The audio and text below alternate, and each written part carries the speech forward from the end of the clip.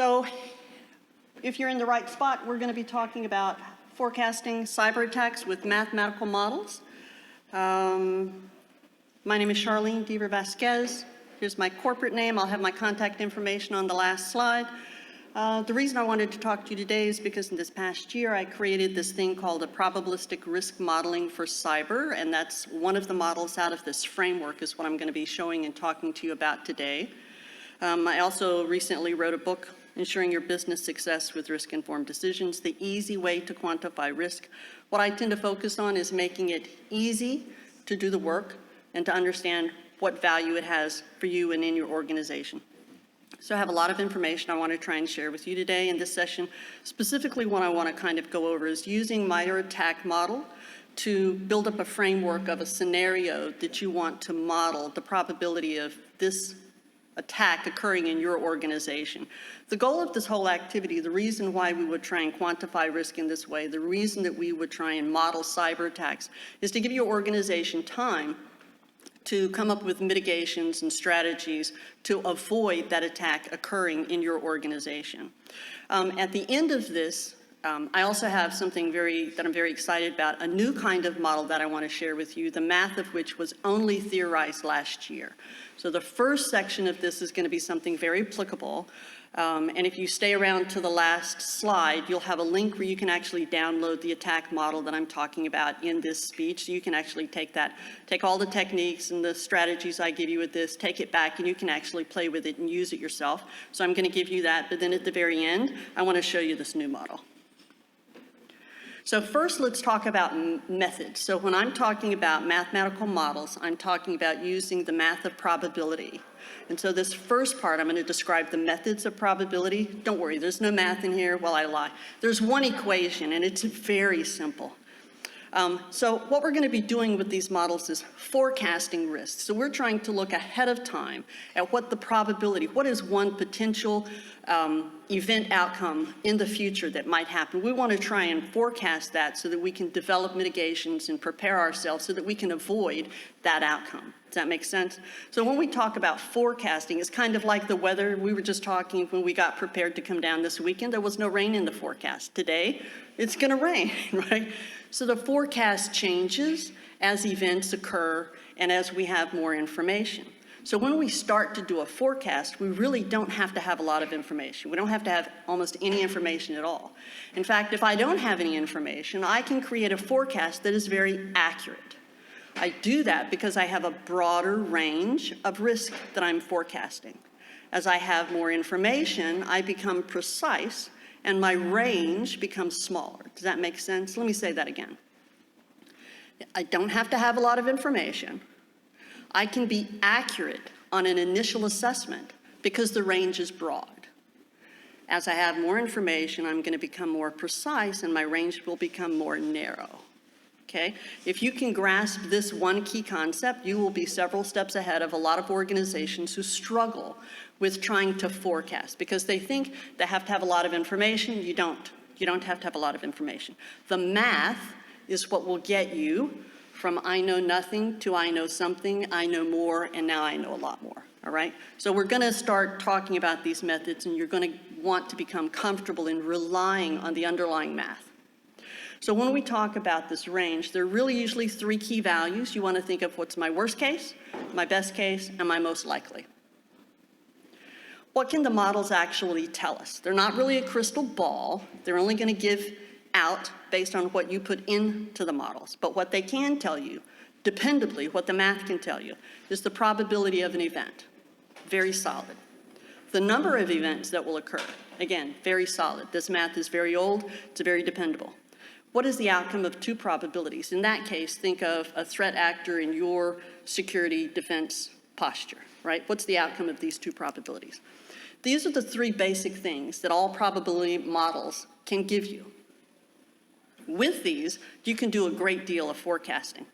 So as we start talking about the language in these models, I'm going to give you some terminology, and I know these words might be used differently in other places, but for our purposes today, a threat is another way of saying I have a weakness or a vulnerability. That's a threat. The likelihood is the likelihood that the threat actor having access would be able to leverage that threat against me. So we're going to be talking about a threat and a likelihood. These are the two key values we're going to look at. And as you start thinking long term, why am I doing this? I want to build up mitigations. I want to avoid this potential outcome. If you can eliminate either the threat or the likelihood, the risk no longer exists. You have to have both. So some of the probabilistic methods, and there are three here that I'll highlight, and these are the three main. And I'll go over each of these.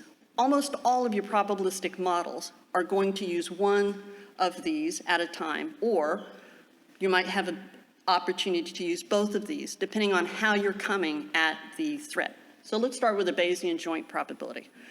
A joint probability is where I have two data sets and they overlap. I could just call this a joint probability and be done with that. But I put the word Bayesian in front of this, and I want to give you a little background. So the math of Bayesian theory was a mathematician who wanted to model how we actually learn. Mathematically, how could I express the learning process? And so the learning process, mathematically, is a lot like the scientific process. I have an initial belief, I do some analysis, and then I have a posterior belief, which becomes my new beginning belief. And the cycle repeats. So when we say a Bayesian joint probability, what we're really saying is this is an iterative process, and you will repeat this every time you have new information or something has changed or you want to look at it again. So these kinds of mathematical models are not a one and done like a compliance assessment. They should be an ongoing thing that you're doing in your organization continually. So the Bayesian joint probability we're going to get into more, and this is going to be the one that you're going to use with the model that I'm going to give you. This joint probability. The second one is called a Monte Carlo simulation. Now the math for Monte Carlo, let's see, so Bayesian was in the 1800s. Monte Carlo was in the 1930s, so they were trying to mathematically understand the dispersion of neutrons. Think nuclear reaction. So there's a lot of uncertainty in that. And so this mathematical model is what they use to gain more assurance and understanding about this very uncertain process. And the way that it works, you have to have a model to do this. You can't just do this in your head. You have to have a model. And what it does is you give it your worst case and your best case. You give it a range, a bottom and an upper range. And within that range, it will generate thousands of probabilities, like random numbers, within that range. It'll never go above, never go below. So in the framework that I use, we generate 1,000 probabilities. These execute at the push of a button. So within that range, the math behind this takes 1,000 probabilities, generates them, and then it correlates, cross-references them, and then it charts them. Out of all of these, which ones occurred most frequently? The chart of that is the third thing here, which is the probability distribution. That's the output of the Monte Carlo. And that gives you, think of it in a bar stack chart, how all of these probabilities occurred, which ones occurred most frequently. So now you have actually generated something that graphically represents to you the probability of what was previously unknown. That's pretty cool. So this is a joint probability. An easy way to think of this is a Venn diagram. And I think somebody else had this beautiful math on their slide. So this is the Bayesian formula. There are actually several that you can use to express exactly the same thing. When we read the equation, it says the probability of the joint union between A and B is equal to the probability of A, given what we know about B, times the probability of B. Let's simplify that. So instead, we're going to use this equation. Threat times likelihood equals risk. That's it. So if you can get your mind around this very simple equation using the terminology that I gave you, threat is a weakness, likelihood is the likelihood that a threat actor is going to leverage that against me, and you use this one equation, you'll be able to quantify the risk of any cyber attack. And I'll show you how we do this. So think of this as, we said, a Venn diagram. Where A and B overlap, that middle section is the risk. Anything that is outside that, to the left or the right, is not a risk. It might be a threat, it might be a likelihood, but it is not the risk. It's usually at this point where people start thinking, okay, I've got a basic equation, I understand some of the methodology under the hood.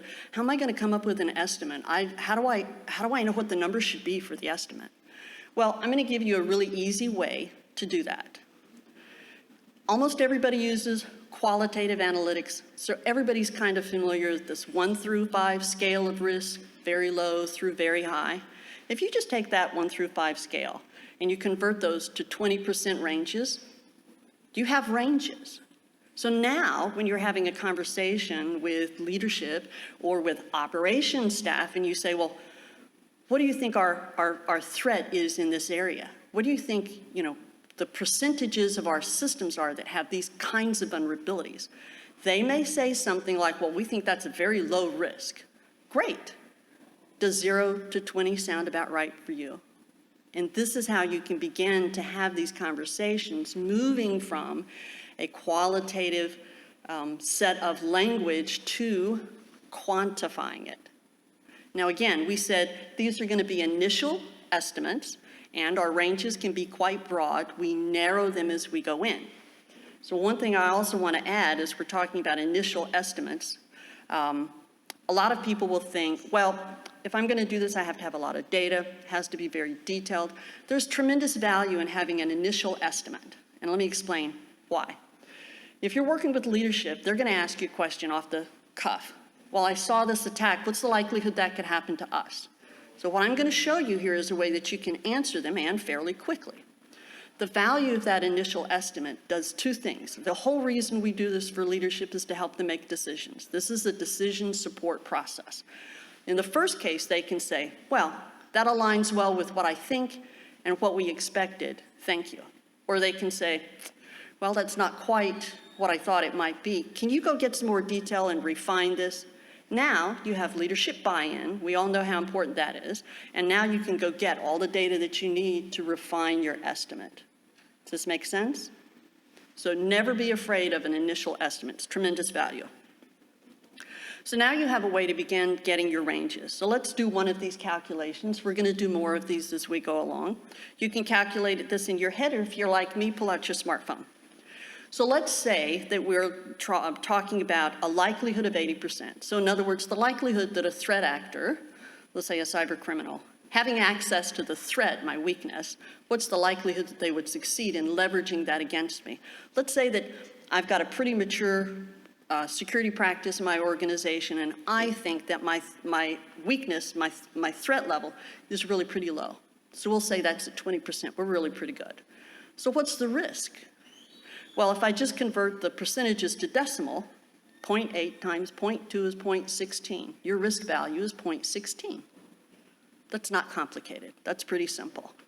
So if you were asked this question from leadership or a stakeholder, you could very quickly give them an initial estimate that's very accurate because it's fairly broad. Make sense?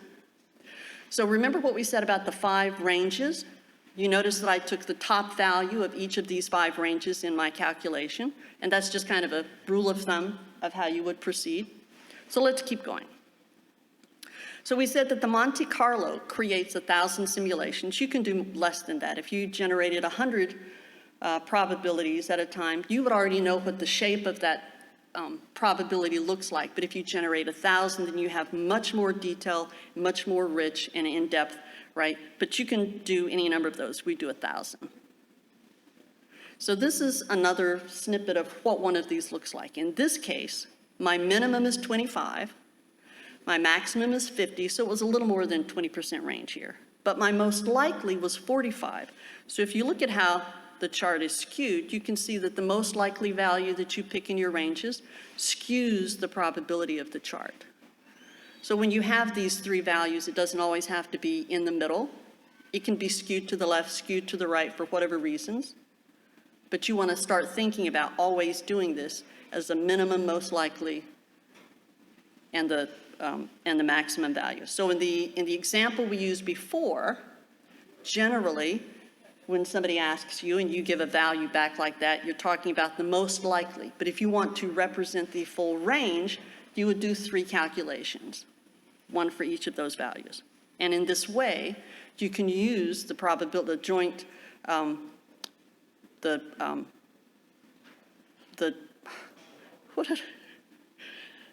you hate that when your brain just skips a beat? But you can use that to approximate the Monte Carlo. So those are the methods, and now that we've talked a little bit about what's under the hood, let's go talk about the MITRE ATT&CK model. So I'm guessing most people here have heard of MITRE ATT&CK model and you've used this framework. Yes, show of hands? Yeah, that's what I thought. I put this first slide up there. You might not know, but a few days ago there was an update to the MITRE ATT&CK framework. So I just kind of put that up there for awareness. So those of you who haven't used this, and just to explain to you how I use this in the model, the MITRE ATT&CK is this community-driven de facto standard of all this information related to attack. So I'm going to use this as a resource to go do my research from. And the areas I'm going to go look, first I'm going to go take a look at tactics. The tactics align with the life cycle of the attack sequence, and in my model I'm going to lay out everything that I'm analyzing by the attack sequence from beginning to end. So I'll probably go look at tactics and decide which of these I want to include in my model. And then I'm going to go look at some of the techniques. And I'll give you two scenarios that I build together in this and I lay out for you. So I'm going to go look at techniques. I'm going to get some information from Matt. Given the models that I want to do today, I'm also going to take a look at some very specific groups to kind of see the kinds of things that these groups typically do. I'm also going to go look at software. One of the models I'm going to do for you is a very specific piece of software. So I'm going to go look at that and see, okay, who else uses this software? So I'm going to go do all this research and kind of pull together the kinds of things that I want to include in my model so that I can answer the question that leadership has asked, what's the likelihood that that will happen to us? So the first one we'll take a look at is MITRE. So on this chart, I kind of lay out my process. So I'm going to go to MITRE and I'm going to look at the groups who've used this. I'm trying to see what kind of behavior, how did they use this, what did they do with it, what were the things that they were able to accomplish. I'm going to go look at the software itself. I'm going to go look at the tactics, that's going to be my life cycle, and then I'll go look at some of the techniques, and then I'll pick and choose the ones that I want to put into my scenario. Does this make sense? As I'm doing this research, I'm also going to deconstruct the attack so I can understand what was the sequence that people used. I'm also trying to identify what are the vulnerabilities that they leveraged in the attack, because I'm going to turn around and look at my own data and say, do I have any of these vulnerabilities or vulnerabilities like this in my environment, right? And then I'm also from this going to pull out what are some of the best practices, because the whole reason we do this is to give ourselves time to plan a way to mitigate and prevent this from happening to us. So I'm going to look at best practices, and then I'm going to start developing what are mitigations, what are some things that we can do to stop the cycle or to prevent it altogether. So I'm also going to take a look at the news and anything else that I can find about this group. This came from CSO Online. The threat group initially, TA542, from 2014 to 2019, MITRE was their signature payload. They ran email campaigns primarily against banks for fraud. Think Trojan, right?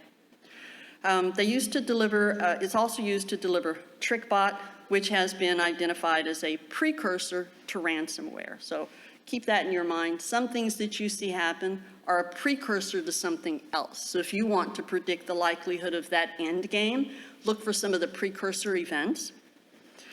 There was a multinational collaboration, and the initial group was shut down in 2021. But then, in April, just this year, this kind of activity was seen again. And so this goes back to that CSO Online, the link that I have at the bottom. They talk about that in this article. But now they're doing different things with this. They have new tactics that they're using. So they use lower volume of email. Instead of high volume, they've brought the volume down. They use OneDrive, and they've transitioned from macros to DLLs. There's some different things they're doing here. And some people are saying that this is in response to a Microsoft announcement that was put out. But again, you're collecting research to build your scenario. Also in this article from Proofpoint, they have this really interesting chart, and I want you to pay attention to this chart. So when MITRE first started being used, so this is from 1917 to 2017, 2019, I want you to take a look at the pattern. It starts off very low, and then there's more, I'll call that excitement. And then there are gaps in between, and then there's a lot of excitement. It comes back down. It's very irregular. We don't see behavior like this that is constant, either flat or always on a single curved arc. You have these jumps and breaks in between. So when we get to the model at the end of this, I want you to realize this is normal behavior that we actually see because this is the kind of thing that that model predicts. So there's some more news related to this particular first scenario that I want to put together. And this one came from CISA.gov. So another group, Wizard Spider, had been known to use TrickBot, and then they would put ransomware out. And they would use this against a wide range of organizations. So in my scenario, I can look at this and say, maybe my scenario is targeted against some of these organizations, corporations, governments, or hospitals, right? So that gives me my targets I might use. And there was also a recent announcement that cybercrime groups are pledging support to Russia, and they have threatened to conduct cyber operations and retaliations for those offenses against Russia. Think America, right? So my scenario at the bottom of the screen here is an emotet phishing attack with a malicious download link leading to an installation of TrickBot and a ransomware or a wiper. And now I'm going to show you the second scenario and why I have or a wiper in there, right?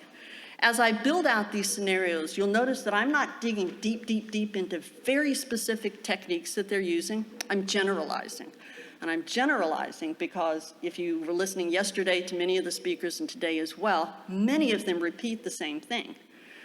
These people will very quickly pivot from one payload to another payload, from one target to another target. So if you raise your analysis up a level and you look at the types of attacks and the type of techniques, then you will accomplish your goal, which is what's the likelihood for my organization and what can I do to protect myself against this? Not just one technique, but these kinds of attacks. Make sense? So as I start pulling my data together for this one, I'm going to look at the weaknesses in my own organization. I'm going to look at things like how are my systems hardened? Do I have weak protocols in use? What does my remote access look like? What am I using? I should be monitoring for indicators of compromise. I'm going to look at my processes. Do I have an incident response process for a vulnerability to download malware? Is that in my playbook? Do I really have that? Maybe I need to go dust that off, take a look at it. I'm also going to look at the people aspect of the process. Do I have people who are working at home? And are they more vulnerable maybe for phishing-related emails that might say, hey, corporate has an update security patch coming your way, right? Think about these things as I put this scenario together, right? So now let's talk about how I would start modeling attack number 2, and then I'll take you to the analysis side. So for attack number 2, I want to pick a group this time. First one was software. This time it's a group, APT29, and I'm going to pull out a wiper scenario, because this was in the news recently. So again, this slide is like it was in my attack version number 1. I'm going to look at groups, software. I'm going to MITRE ATT&CK, doing my research. I'm going to look at some of the tactics and techniques. Then I'm going to take a look at what was just in the news, and I'll show you that in a second. I'm going to start deconstructing that attack. What did they do? What was the sequence? What vulnerabilities did they leverage? What best practices can I pull out from this? Let me go look at my own vulnerabilities. What do I have that relates to this? And then how can I start developing mitigations? What can we start to do to plan to avoid this if possible? So for APT29, there is some history here. They've been identified as associated with SolarWinds. That was a software update, not Petra, which was a precursor to SolarWinds. Remember how we mentioned that you can have precursors? There's one. But that wasn't actually ransomware. It was fake, and it was a wiper, right? Log4j, that was an open source library attack. That's slightly different. Indications of collaborations and attacks against U.S. banks. Those were seen since the sanctions were levied against Russia. Remember how in the previous attack scenario, I made a note of the fact that, oh yeah, some of the people have said, we're going to stand with Russia, in retaliation. They've done that before. You can expect they'll do it again. And there were attacks on the Ukraine electric grid, think IoT, and there were healthcare wipers that were used. So I've kind of got this group of potentials to put into my scenario. So as I'm doing my research, HHS.gov put out this wonderful detailed piece of information on all tactic techniques. It's great. See, if you haven't taken a look at it, go take a look at it. But what they highlighted that I picked out, just one of them, was a hermetic wiper. So this is recent. And it occurred after a denial of service. They did a denial of service first. It came with an executable, and it leveraged a legitimate, it happened to be Chinese tool, with a digital signature, which has now been revoked. Well, that's kind of interesting. What was interesting is that they knew what was in the environment, and that was what they targeted. So that might make me think, oh, well, what are some of the known things I have in my environment? Maybe I should focus on those. It had multiple variants. Remember, they're going to retool and pivot very quickly. One of the things that it did, it compromised Tomcat, and it executed a PowerShell. And then it downloaded a JPEG, which I thought was really intriguing. Wonder where they're going to go with that. In another case, they used SMB, weak protocol, against Exchange, right? So we see that, right? We had that in the first one. So the scenario I might put together for this one is to consider a denial of service as a red flag. Then it's going to be followed up with an update or a warning email that's sent out. It's going to have a link to a download executable. Hey, we've got, something happening in the environment. We want you to update, right? And then that executable would install something to compromise, and then the wiper would follow after that. Now, as we put this together just as research to develop a scenario, what's also kind of curious is that the FBI in the last, I think it was at least the last 2 months, maybe 6 weeks, they had a forward-facing website that was compromised. It was put under a denial of service, but nothing else happened. But the attackers sent out an email and said, oh, hey, this has happened. And people who got that believed it, and they fell into their incident response programs. So the attack was very much like this, and it caused people to take an action, and I thought that was very interesting. It wasn't they were just going after this website. They wanted to see what you were going to do, and I thought that was very telling. So you collect this information, and then you start looking at your own data. So in this case, I'm going to look at web-facing applications. I'm going to look at compromises, for DOS, denial of service. I'm going to look at, what's my weaknesses in the areas of lateral movement, malicious payload. I'm going to take a real good look at that. Again, I'm going to question my processes, and I'm going to question my people. I'm going to take a look at all these areas. Now, let's see how we're going to quantify this. So we're going to have this screen up here. We're going to go through this for a couple of minutes because this is the analysis. So everything else was, what's the scenario I want to play out? What data do I want to go take a look at? And then now, how do I do the analysis? So the first thing I'm looking at is for my attack sequence on initial access.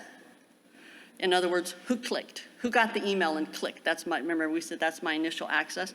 So I know that the industry best practice, the best that you could expect your organization to get if you're actively training on people not clicking on the link for phishing is about 5%. So maybe my organization is really not quite that good, but they're not bad. So maybe 12%, maybe I've got some statistics in-house, maybe I've done this kind of training. So maybe I have some data that I can use that percent to pull in. On the second line, I'm looking at execution. So on this count, maybe I don't have a lot of data available, but remember we said we can create ranges, and we can do that math very easily. So if I talk to operations, they go, well, that's very low. We're very good, that's very low. And I'm going to consider my likelihood, if a threat actor gained access, the likelihood that they would leverage it against me is high. So I'm going to stay on 80% for all of these, right? So I've also defined kind of by that who my threat actor is and how capable they are, right? So, and then if we take this from the example before, 0.8 times 0.2 is 0.16. So I have a 16% risk in this area. Does this make sense so far? Are you following along with me? Yes, I see heads nodding. Excellent. So now let's look at the next one, which is persistent. What is the likelihood? What are the vulnerabilities I have that once they're on one system, they can move laterally or become persistent on that system? So maybe in this case, I think that my security here, my systems and configuration is not very good. Maybe it's medium, right? Maybe it's medium. Maybe I don't have all my systems locked down exactly the same. I've got some that has some variations, some differences, right? Which kind of describes most organizations, right? So in that case, I'm going to use a 0.60 for that range, and I'm going to use my 0.80, and I'm going to come up with a 48% risk in this area. And I continue doing this same process all the way down. And so my attack sequence, I got that from the tactics of MITRE, and I picked and chose which ones of those I wanted to do, which is nearly all of them. But this is the process that you follow. So for each of these, I could easily say, talking to operations, without having to do a massive data pull, without having to do a heavy stop and go pull data. Just a quick conversation, build up those relationships. You know, what do you think it's like? Or if you have assessments in your organization, that's another great resource to go pull the assessments that have been done. They'll identify all these kinds of weaknesses. If you're looking at the weaknesses within your vulnerability data, having some way to interpret and dig into that data is very helpful. One of the things I like to do, and something that's in the PR mod framework, is a spreadsheet that allows you to drop your vulnerability data in, and it will rapidly pull out by text string things like admin privileges, access weaknesses, protocol weaknesses, so I can quickly tag my data and generate for myself some sort of percentage that I can use in my calculations. And once you have that, it doesn't take very long to, to wash and repeat that process. So is this part making sense? I'm gonna want to stop here for just a few minutes. Does anybody have questions on this part of it? How we got to this, how we built up the scenarios, how we looked at our data, because that's the heavy lift before the actual assessment. The math is easy, right? The math's easy. But it's this other work before that. So do we have any questions here before I go on? What was the name of the framework you said you used? I'm sorry, you're going to have to speak up for me. What was the name of the framework that you said you used to drop the data into? Is it something you derived or something from? Yeah, it's called probabilistic risk modeling for cyber. So in our industry, cyber, there are really basically two frameworks, PR mod for cyber and FAIR. I don't know if you've heard of FAIR. FAIR uses...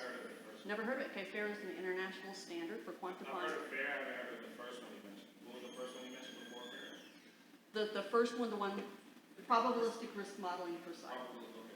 Yeah, PR mod for cyber. And on my website, you can get all the information on that. Awesome, yes, you're welcome. So the story of PR mod, the story behind both of them. FAIR was created by Jack Jones. He was a CISO at the time, and his board said, he wanted to make a purchase.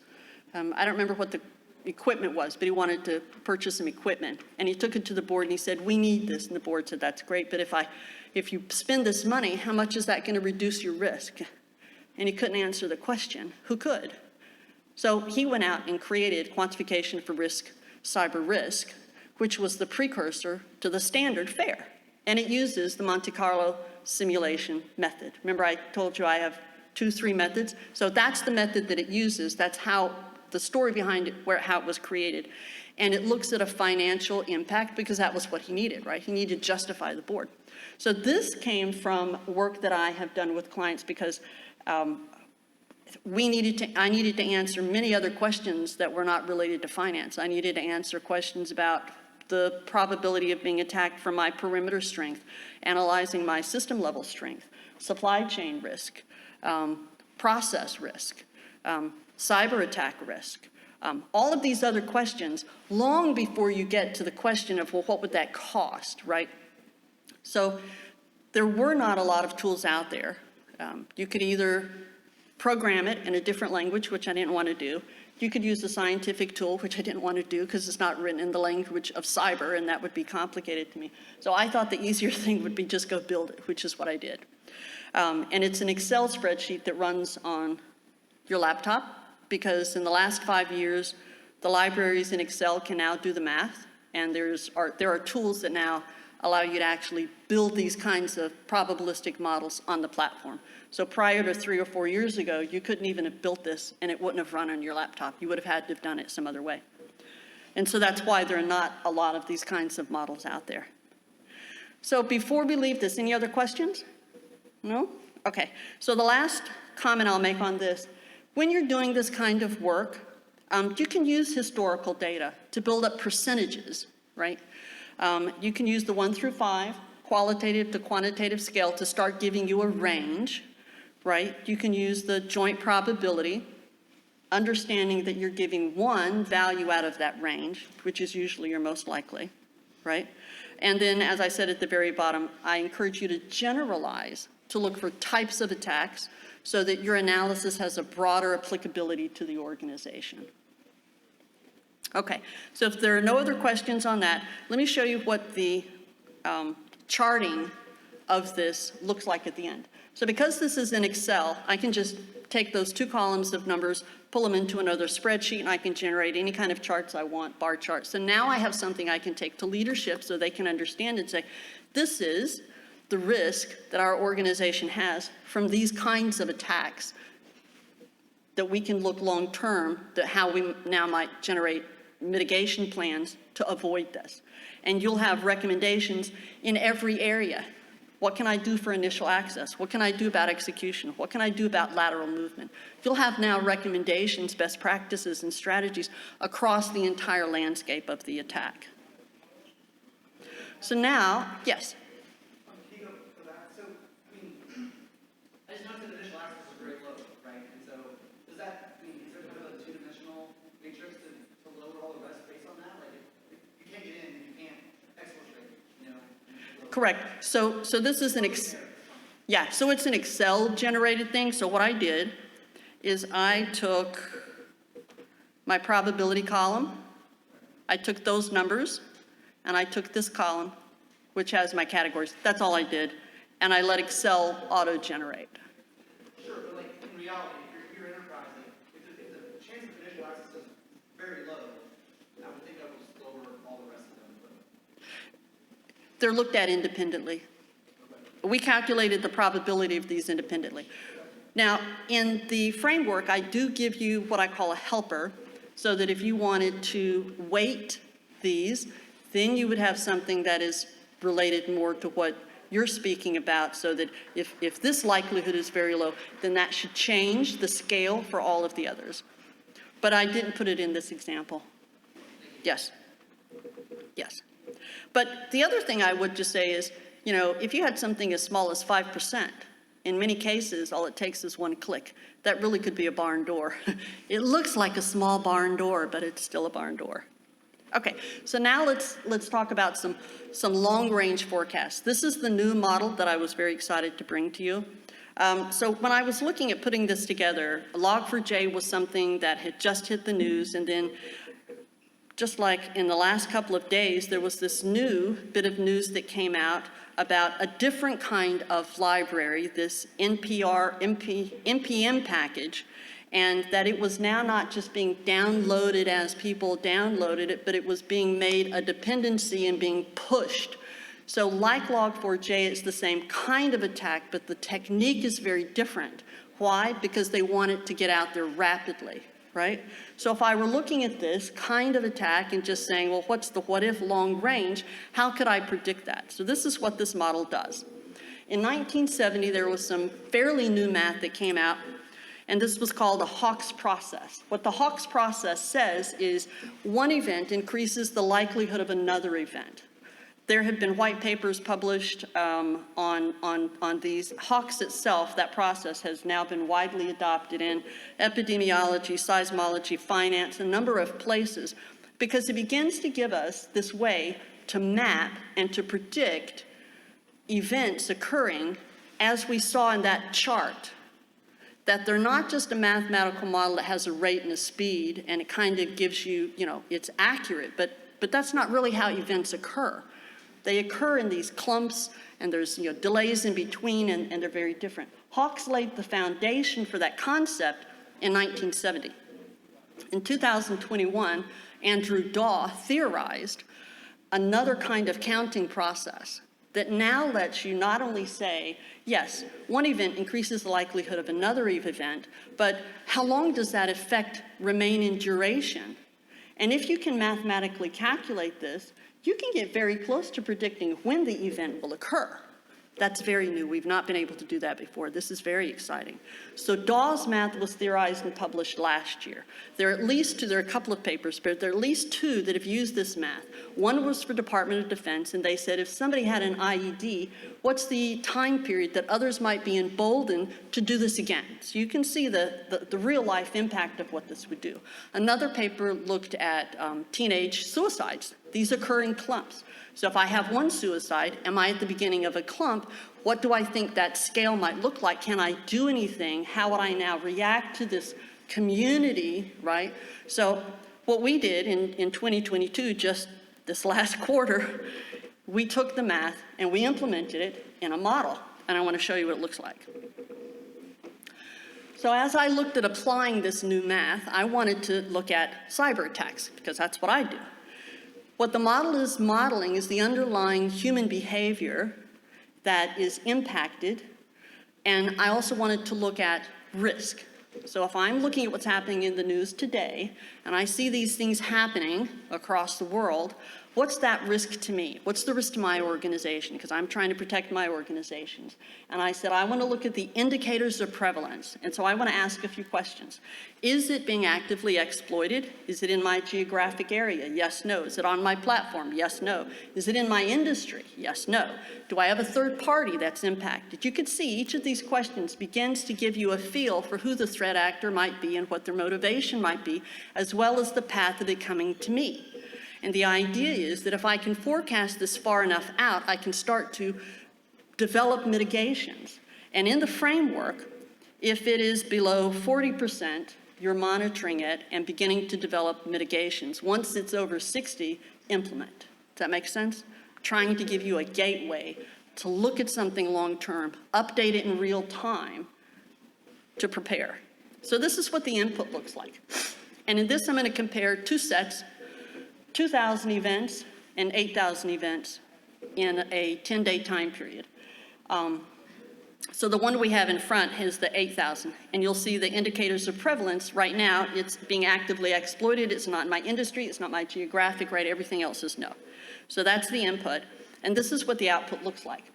This name, GSEP and nth GSEP, these are the two counting processes that DAW created that never existed before. Before, we had counting processes. So when we say counting processes, think time queuing processes, think real-time delivery in supply chain. How do I know what do I need to calculate? Because I'm doing this kind of math of queuing. I know what comes in, I know what goes out, and I know what that looks like.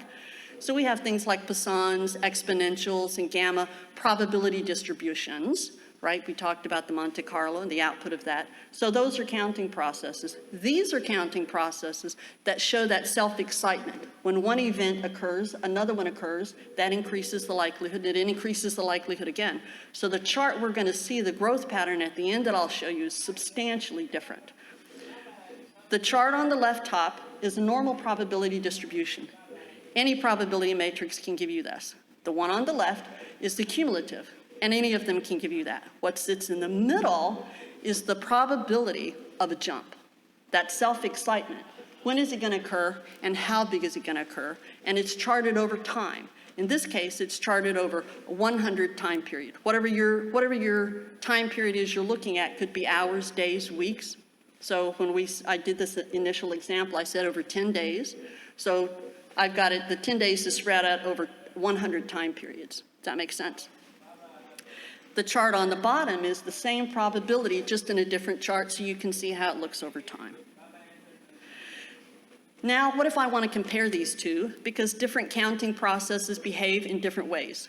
A Poisson is a standard rate, but nothing occurs evenly all the time like that, not in human behavior and other behavior, right? An exponential is a growth pattern. A gamma tells you when the first event will occur. So all these underlying counting processes behave differently. So if I want to generate the self-excitement based on these counting processes, I also want to compare what they look like compared to each other. This shows you in the first snapshot of 2,000 events in 10 days, what that looked like. Do you see how small that is in the bottom corner of that chart? So to normalize the access and then compare the self-excitement when you have 8,000 the next day occurring, you can see that it doesn't just quadruple, it is substantially more. Each event increases the likelihood of more events. So the way you would use a model like this is when it begins, you would start charting then, and you would continue to chart it this way over time, and then you would also be able to understand what the risk is relative to you and what those events might look like when they might occur in that time pattern. Does that make sense? So the two models I've shown you here, the first is the PR mod for cyber framework, and the second one is the Mark-Cox process with indicators of prevalence for cyber. Both of those are mine. In the probabilistic risk modeling framework, it's a spreadsheet with multiple models in them. It includes everything that FAIR has. You could do a full FAIR process in this if you wanted. It gives you the methods independently, so I could use the methods, combine them however I wanted to do it in my analysis. And it also gives you models that are pre-formed, like supply chain, compliance, and industry attack, which we looked like, tabletop exercises, and other things, processes. Oh, I'll give you, here's a good one. If you want to find a way to rapidly reduce your risk, take a real good look at your processes. If you have processes that are inconsistently applied, you have risk. If you can make them consistently applied, you might be able to move that risk from high to very low. That's almost 40 to 60% reduction of risk. Nobody thinks to look at your processes. Take a look at them. So here is the link that I'll give you, and if you we'll distribute the slide deck, but if you don't have that or for whatever reason, you can also just reach out to me. But on the link, you'll be able to download a copy of the model that we worked with today for free for the attack model. And there's my contact information, and that's all that I have. Do we have any questions? I have a question. Have Yes. you applied this to like some actual, in your position, reading your LinkedIn quickly and stuff, it appears that you work with a lot of CISOs. So have you applied this model into any of your environments, and what has been your success rate? So this is brand new. We built it. First, we went through Dawes math and did what we needed to do to take it from the beautiful math that it is into something that could be implemented in a spreadsheet and in the model that I wanted. So that's being peer reviewed. And so, no, it has not been implemented. But in the paper that had to be submitted, there were 8 evaluations that I went through documenting. And in that process, it's kind of like writing a thesis. So in order to write the white paper, I used historical data sets that are well known and have been used before for modeling these kinds of things, improving these kinds of things. I used an online system that tracks threats, and I pulled that data from a snapshot, and I used that. I pulled historical reports for worm activity and how they grew. So I took, there were 8 that I went through and then explaining the charts. And in order to also have this justified, you also have to show that the model acts predictively and that it doesn't get something, calculate it, and give you something that's highly improbable of happening. And so within the model and within the math, you have to kind of put rails on what it can do. And so there are limits, limiting factors that are in the math. And DAW used the same sort of thing. So that's where this model sits right now. So it has not been implemented. But I'm very excited about it, and I just wanted to share it because I thought it was really cool. I thought it was very cool. But that's where it sits, and it's being patented. So it's got the historical to it, but we haven't implemented it yet. But I would love if somebody wanted to do that work, reach out and talk to me. Do we have any other questions? Yes, ma'am. Is your white paper accessible somewhere online? Yes, if you go on my LinkedIn, you will get the public, simplified version that doesn't have all the heavy math. The one that has to go through review has to have all the math. Right. Yeah. Is there an ability to get to the heavy math? Oh, just hit me up on LinkedIn, and when you go to the top of my profile, scroll through what's pinned at the top, and you'll find it right there. Excellent. You're welcome. Any other questions? Yes, sir. Have you thought to couple your model with actual enterprise threat modeling solutions or companies? I'm sorry, you're going to have to speak up for me. I'm hard of hearing. I apologize. No worries. Have you thought to partner this model with enterprise threat modeling solutions? So I am marketing it, and this is one of the ways that I do that. I purposely didn't want to do what we think of as the enterprise model that's in the cloud. I don't want you to put your vulnerability data in a cloud, and I don't want to put it in a cloud. So I purposely wanted something that had no macros, no VBA. It's on a laptop, it's in Excel. You can put it into any environment. So you're responsible for your data. I just show you how to do the analysis. Does that make sense? But yes, this could be used small business, government environment, enterprise, where you use it across. And that goes back to, and I know this is sounding kind of self-serving, but the reason I wrote the book is because this kind of analysis, a lot of people think of this like it's compliance, one and done, and it's a heavy lift, because that's what you see happening in the industry, and I think it shouldn't have to be that way. I think this should be something that anybody can ask and answer a question at any point, whether it's operations, an admin, a business level manager wants to know something about what's the likelihood that something could happen that would impact my operations and put me out for 4 hours. You should be able to ask and answer a question like that within your organization in a quantified manner. And this is not how we're doing it now, and that's something that I want to change. So I wanted it to be fast, easy, accessible, that anybody can use, written in the language of cyber. All you have to do is look at your data, develop the parameters for what you think your forecast is, and then over time, check your forecast. And so here's how you do that. Whenever you create a forecast, you create an estimate along with that, and you see this in project management. Anybody involved in project management? They have a variation. It's called a PERT model, which is the most likely is just weighted more heavily. Other industries do this. We just haven't been doing it.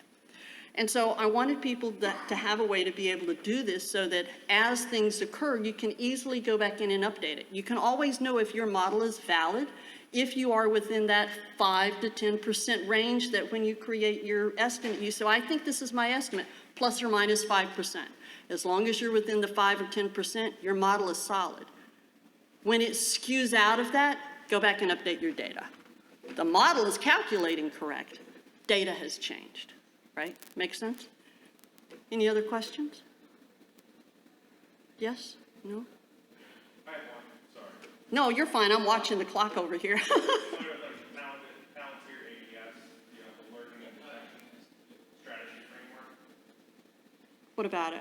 I mean, it was for like, you're kind of like, again, you're kind of talking about like MITRE, using the MITRE, identify like what's the probability, likelihood, probability of that and so forth, but like for a framework that would reside underneath this, to be able to have like a fundamental of like what should be like checkmarked and analyzed, like per type of attack, has that been kind of reviewed? No. That would be an interesting and lengthy, detailed project. I wouldn't discourage that work. I think there's value in doing that work. I would caution. Now, I've been in this industry for 30 some odd years, and I've done just about everything in the industry, from building appliances from scratch, protocol analysis, you name it, I've done all this stuff, right? And I know that we have a tendency to want to dive deep into the details. This type of analysis has more value if it's lifted a little higher up, as I said before, and you're looking at kinds of things with similarities. You will have a broader reach that way than if you tend to dive really, really deep. But I don't discount the value of doing that. I think we all want something that's a push-button solution. This kind of work isn't designed to be a push-button. It's designed to be an intellectual thought process to help leadership make decisions. Remember, that's why I said don't underestimate the value of an initial estimate. There's tremendous value there. And that's really kind of who this is speaking to and who you're doing it for, right? So you would put something like this together so that they could help make a decision and justify what you need. Does that make sense? Because now you've evidenced it. And you've done it in a way that is repeatable and defensible and in the language that management understands. And to this, you would tie whatever the impact is, whether that's an outage, financial, loss of reputation, whatever the impact is in English to you, you would tie that to this piece of the analysis. Does that make sense? Any other questions? 6 minutes, if not. Thank you, and I hope you got something useful out of this.